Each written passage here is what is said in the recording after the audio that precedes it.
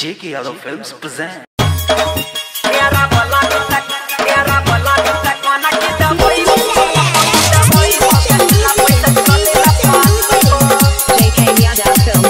आइल बड़ा नाच देख तू ही पछतोइबा 500,000 चाहे केतनो लुटइबा रे छौरा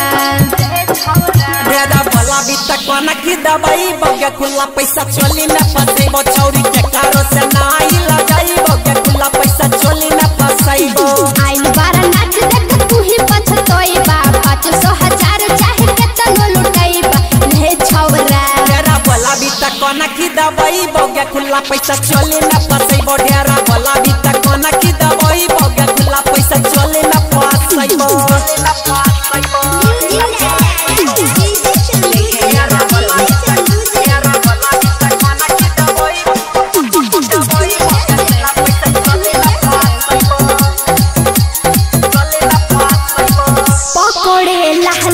लपक के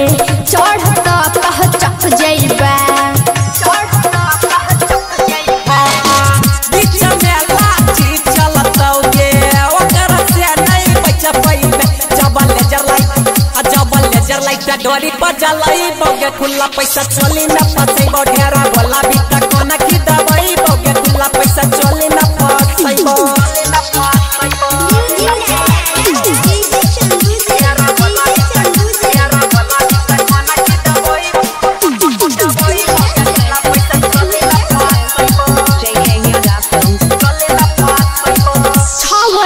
रजनीशवा आइला तू हुजे बहझार के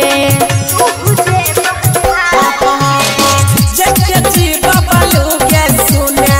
होय तो चाचा गाइड के सौरभ हिल के मनु पोहरम के जाई के बताइबो के खुला पैसा चोली न फसेबो डेरा भला भी तक कोना की दवाई बगे खुला पैसा चोली न फसेबो। आइल बारा नाच देख तू ही पछतोइबा 500,000 चाहे केतनो लुटइबा रे छौरा डेरा भला भी तक कोना की दवाई बगे खुला पैसा चोली न फसेबो डेरा भला भी तक कोना की दवाई बगे खुला पैसा चोली न फसेबो।